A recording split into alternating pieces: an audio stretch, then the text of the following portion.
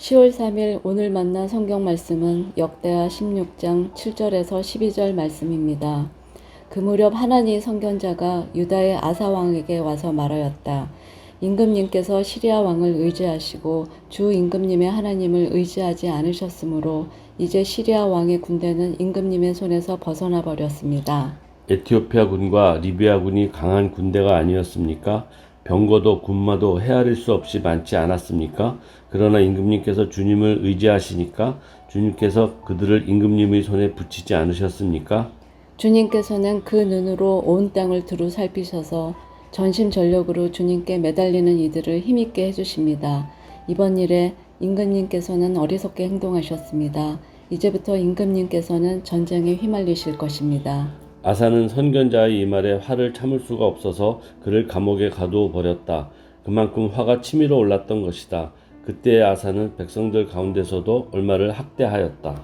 아사의 행적은 처음부터 끝까지 유다와 이스라엘 열왕기에 기록되어 있다.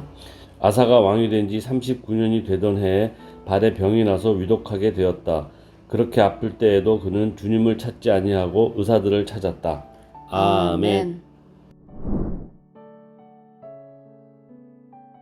오늘 만나주시는 하나님을 기대합니다. 유다의 아사 왕은 하나님을 신실하게 섬겼던 왕입니다.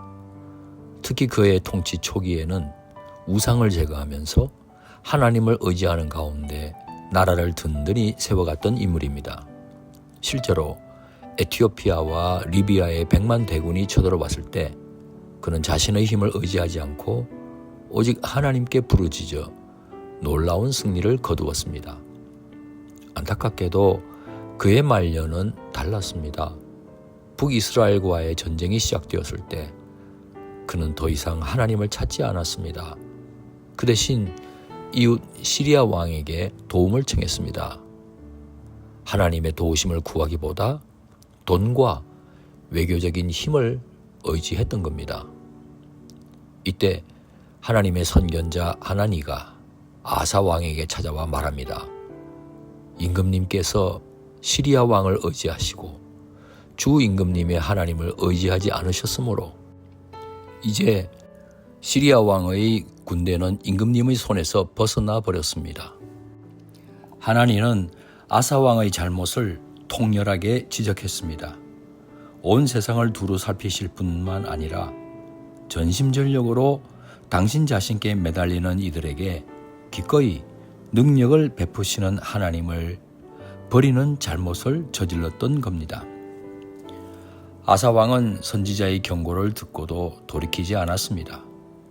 오히려 하나님께서 보낸 선지자에게 화를 내면서 그를 옥에 가두었습니다.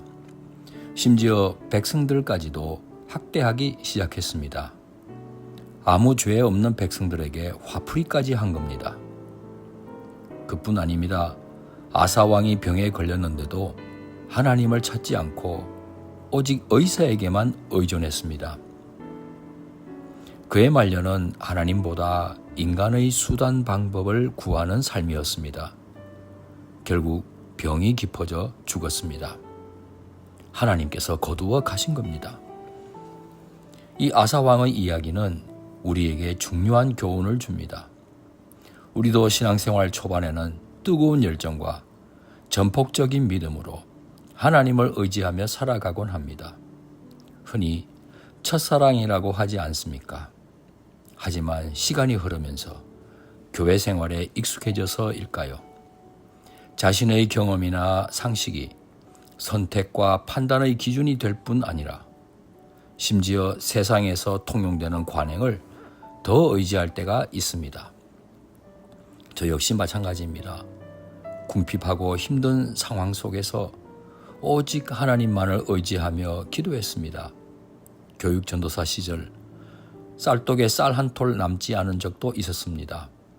저야 금식하면 되지만 만삭의 아내와 태아는 어떻게 하냐면서 하나님께 매달렸습니다. 그런데 담임 목사님께서 갑자기 출타하시는 바람에 제가 대신 새벽 기도회를 인도한 적이 있었습니다. 새벽 기도회 끝나고 뒷정리하고 나가는데 강대상 위에 하얀 봉투가 눈에 띄었습니다. 헌금함에 넣으려고 하는데 글씨가 씌어 있었습니다. 이장호 전도사님, 필요한 곳에 쓰세요. 눈물이 핑 돌았습니다. 과연 일꾼에게 먹을 것 책임져 주시는 하나님의 절묘한 타이밍이었습니다. 제가 우리 교회의 담임 목사가 된 지 17년입니다. 여러 목회자들이나 성도님들과 함께 동역해 오면서 이제는 시스템에 의해 교회가 움직이는 것 같습니다.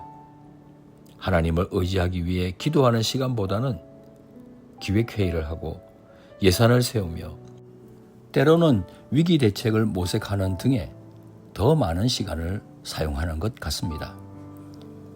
교회 목회를 마무리하려는 요즘 목사로서 노련함은 습득했는지는 몰라도 하나님을 의지하는 순수함은 오히려 퇴보한 것 같습니다. 교회 이임 후에 뛰어들 새 사역을 바라보면서 다시 무릎 꿇고 하나님 향한 첫사랑을 회복하기를 소원합니다. 아사왕과 같이 우리도 세상 힘을 의지할 때가 적지 않습니다. 하지만 우리가 기억해야 할 것은 하나님은 우리가 힘든 순간뿐만 아니라 모든 순간에 우리와 함께 하기를 원하신다는 사실입니다. 인생의 중요한 결정은 물론 순간순간의 작은 선택까지 하나님을 신뢰하고 하나님의 뜻과 인도하심을 구하는 삶이야말로 하나님께서 마지막 순간까지 복된 삶을 책임져 주시는 비결이 될 것입니다. 사랑하는 성도 여러분, 지금 여러분은 무엇을 의지하며 살아가고 있습니까?